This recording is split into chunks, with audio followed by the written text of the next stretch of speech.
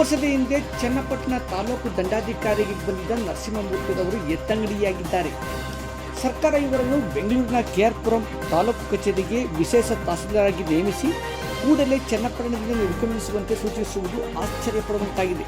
ತಾಲೂಕಿಗೆ ಬಂದ ಮಾನ್ಯ ದಂಡಾಧಿಕಾರಿಗಳಾದ ನರಸಿಂಹಮೂರ್ತಿರವರು ಸರ್ಕಾರಿ ಗೋಮಾಳ, ಸರ್ಕಾರಿ ಕಟ್ಟೆ, ಕೆರೆ, ಸ್ಮಶಾನ ರಸ್ತೆಯನ್ನು ಅತಿಕ್ರಮಿಸಿಕೊಂಡಿರುವವರ ಮೇಲೆ ಕ್ರಮ ಕೈಗೊಳ್ಳದಿದ್ದರೂ ಪ್ರಭಾವಿಗಳು ಗಮನಿಸಿದ ಸರ್ಕಾರಿ ಗೋಮಾಳ ರಕ್ಷಣೆಗೆ ನಿಂತಿದ್ದೇ ಹೆಚ್ಚಾಗಿತ್ತು ಎಂದೇ ಹೇಳಲಾಗಿತ್ತು.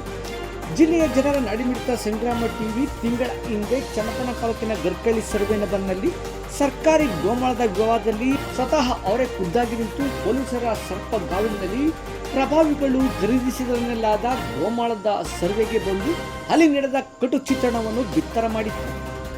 ಕಾಯುವವರೇ ಕೊಲ್ಲುವರಾದರೆ ಎಂಬಂತೆ ದಂಡಾಧಿಕಾರಿಗಳ ಕಾರ್ಯವೈಖರಿ, ಅಮಾಯಕರ ಗೋಳು, ವಿಷಪ್ರಸನ್ನ, ಪೊಲೀಸರ ಬಲಪ್ರಯೋಗ, ಹೆಣ್ಣು ಮಕ್ಕಳ ಆಕ್ರಂದ ವೀಕ್ಷಣೆ ಮಾಡಿದ 1.5 ಲಕ್ಷಕ್ಕೂ ನೆಟ್ಟುಗಳು ತಮ್ಮ ಆಕ್ರೋಶವನ್ನು ದಂಡಾಧಿಕಾರಿಗಳ ವಿರುದ್ಧ ವ್ಯಕ್ತಪಡಿಸಿದ್ದರು.